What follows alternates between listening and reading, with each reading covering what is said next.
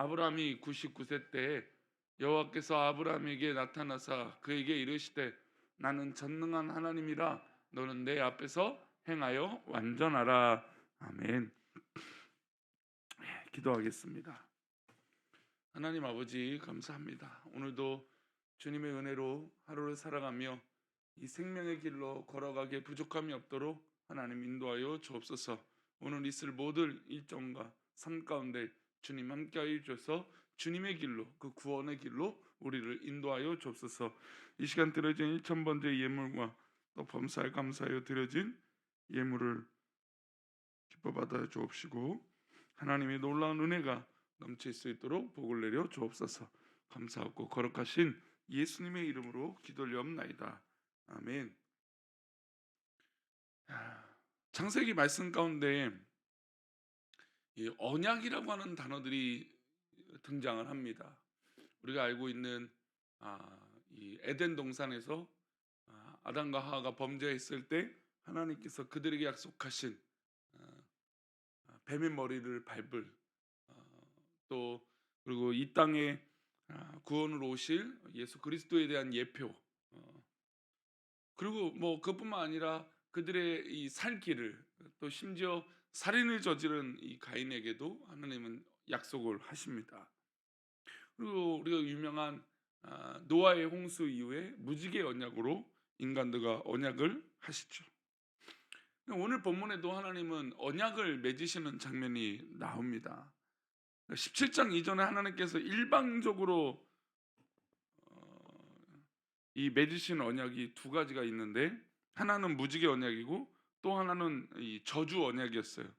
하나님은 인간에게 어떤 약속을 요구하시기 전에 먼저 무지개 언약을 체결해 놓고 내가 다시는 이런 식으로 심판하지 않겠다라고 말씀하셨어요.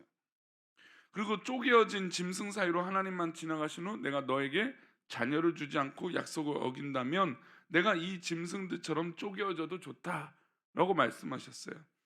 그런데 그 이후에 아브라함이 그 약속을 기다리지 못하고 하갈을 통해서 누구를 낳았냐면 이스마엘을 낳습니다. 75세에 그는 하나님의 부름을 받고 10년 동안 하나님의 약속을 기다렸는데 자신이 생각할 때 한 10년 정도면 하나님이 자녀를 주셨을 거라 생각을 했어요. 근데 10년이 지나도 하나님께서 뭐 우리 주일에도 그 말씀 나눴지만 아니 후손을 주고 내 민족을 이렇게 창대하게 하시겠다고 약속하셨는데 10년이 지나도 아무런 반응도 없고 약속도 이루어지지 않는 겁니다. 결국 이스마엘을 낳았는데 그때 나이가 86세였어요. 86세 이스마엘을 낳고 무려 13년 동안 지금 오늘 본문까지 이르게 된 것입니다. 그러면 13년 동안 이스마엘을 그렇게 쳐다보고 기뻐하는 아브라함을 하나님은 그냥 두고 보셨던 것이죠. 언제 다시 아브라함이 하나님 말씀을 다시 기억할 것인가? 13년이 지나도록 하나님 앞에 그 맨 처음 아브라함을 부르셨던 너의 고향 친척집을 떠나 내가 내게 명령한 땅으로 가라라고 하시는 그 약속의 말씀을 또 너의 민족을 이 바다의 모래처럼 하늘의 별처럼 하시겠다라고 하는 약속을 붙잡게 될 것인가? 그래서 하나님은 아브라함에게 찾아가세요. 1절 말씀입니다. 함께 읽겠습니다. 시작. 아브라함 그에게 이르시되 나는 전능한 하나님이라 너는 내 앞에서 행하여 완전하라. 86세 이스마엘을 낳고 난 후에 99세가 될 때까지 13년간 아브라함의 어떤 생애 발자취는 기록되어 있지 않습니다. 어떻게 보면 13년 동안 아브라함은 믿음으로 기다리는 시간이지만 그 믿음의 발자취가 그렇게 기록되어 있지 않다라는 것이죠. 사실 하나님께 부르심을 받고 애굽으로 갈 때나 누이라고 속일 때나 모든 과정에도 하나님은 간섭하시고 아브라함에게 방향을 알려주셨습니다. 그리고 아브라함은 그것을 믿는 모습을 보여줬어요. 그런데 이스마엘이 태어나고 어떻게 보면 13년이 지나도록 오늘 본문에 이제 99세가 됐으니까 13년이 지나도록 아브라함은 하나님 앞에 어떤 반응이 없었던 겁니다. 우리가 때로는 신앙생활 할 때 이런 과정들이 필요하잖아요. 우리가 뭐 단시간 내에 또뭐 이게 우리 손에 얻어지면 참 좋겠지만 때로는 수십 년 정말 기도하며 응답을 기다릴 때가 있어요. 그때 과연 우리는 어떻게 기다리고 있느냐 이것이죠. 때로는 우리에게 하나님은 바로바로 응답해 주실 때가 있어요. 그럼 얼마나 신납니까? 근데 때로는 너무너무 오랫동안 기도하게 하시고 눈물을 흘리게 하실 때가 있어요. 또 마음이 괴로워지도록 정말 이 낙심 가운데 빠지게 만드시기도 해요. 하나님은 우리가 성도님들이 자녀를 키워 보셨지만 어, 할머니와 딸이 늘 싸우는 게 있어요. 손주를 향해서. 딸이 엄마한테 그러죠. 맨날 왜 손주한테 모든 걸 해주냐. 본인이 그렇게 잘하는데 딸은 엄마한테 그렇게 요구하는 거예요. 손주를 보고 손주한테 모든 걸 다 해주니까 손주가 버릇이 나빠진다고. 근데 본인이 그렇게 컸는지는 모른다는 거예요. 근데 잘 아는 거예요. 우리가 언제나 그냥 바로바로 얻어지면 버릇이 나빠지고 습관이 좋지 않다라는 겁니다. 물론 우리 하나님께서 우리에게 습관을 고치기 위해서 그렇게 하시는 건 아니겠죠. 하나님의 뜻과 계획이 있다라는 겁니다. 그러니까 자녀를 양육하고 자녀를 키울 때도 방향과 목적이 있어야 된다는 겁니다. 무조건이라는 건 없는 것이죠. 86세에 이스마엘을 낳고 난 후에 99세가 될 때까지 13년 동안 어떻게 보면 영적인 어떤 이런 과정들이 별로 보이지 않습니다. 그러니까 이런 시간들을 통해 오히려 아브라함은 하나님의 은혜를 간구하고 나아가야 되는 것이죠. 근데 그런 이 모습이 보이지 않아요.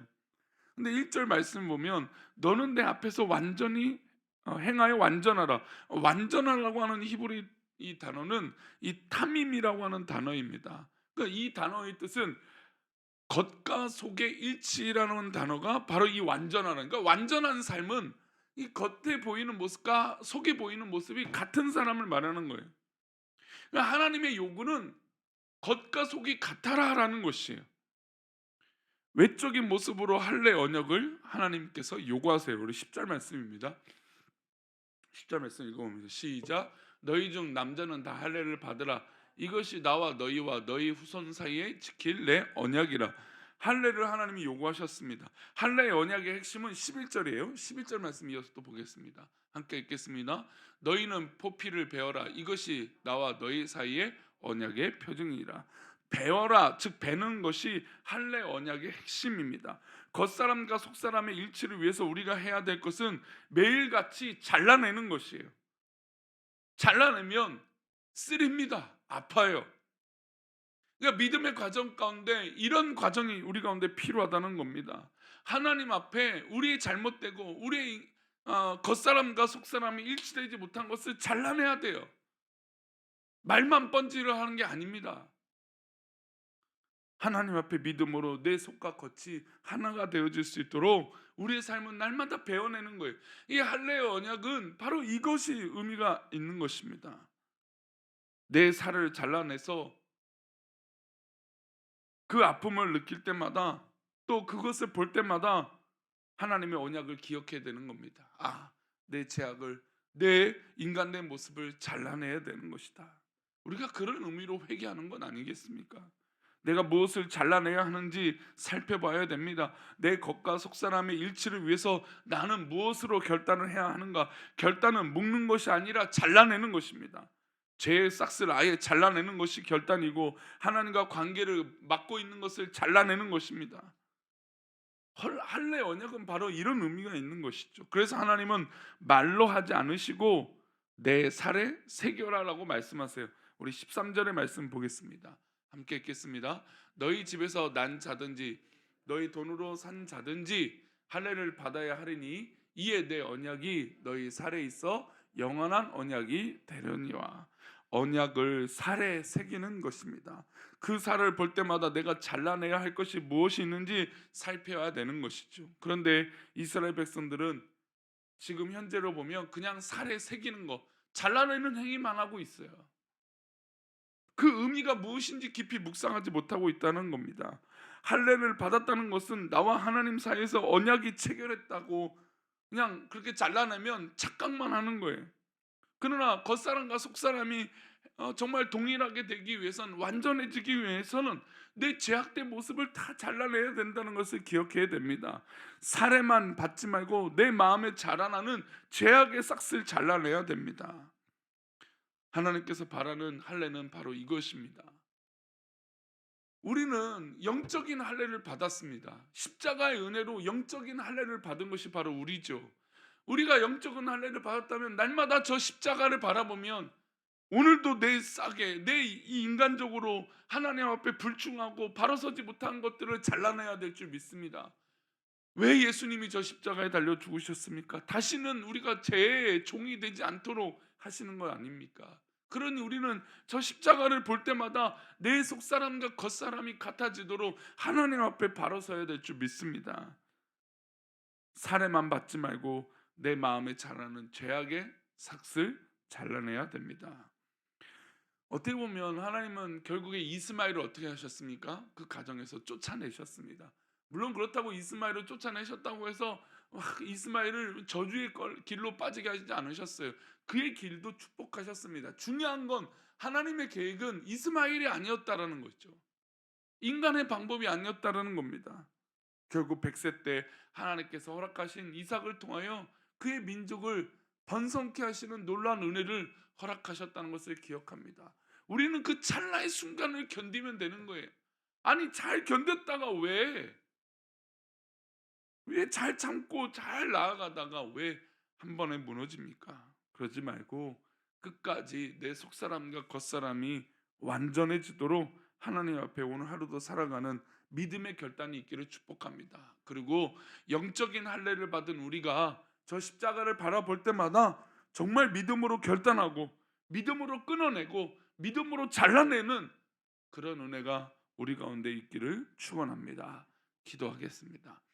하나님, 오늘 하루를 믿음으로 살아갈 때 하나님 영광 가운데 살아갈 수 있도록 은혜를 베풀어 주시고, 주님 놀라우신 하나님의 계획이 우리 사랑하는 우리 성도들 가운데 있어 지금은 알지 못하지만 결국에 하나님의 놀라운 일들이 이루어지실 것을 믿고 견디고, 그리고 우리의 죄악의 사슬을 끊어내고 또 우리를 괴롭게 하는 모든 인간의 악한 것들을 끊어내시는 놀라운 은혜가 있게 하여 주옵소서. 사랑하는 우리 교회 성도들, 또 이 새벽을 깨우는 우리 믿음의 성도들을 그렇게 붙잡아 주옵소서.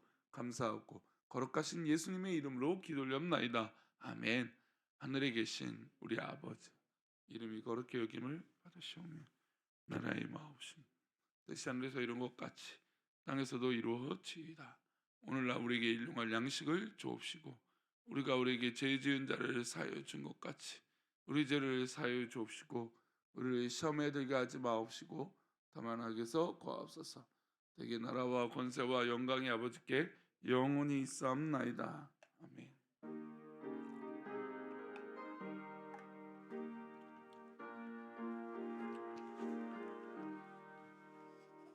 네, 감사합니다. 오늘 발인 예배가 있습니다.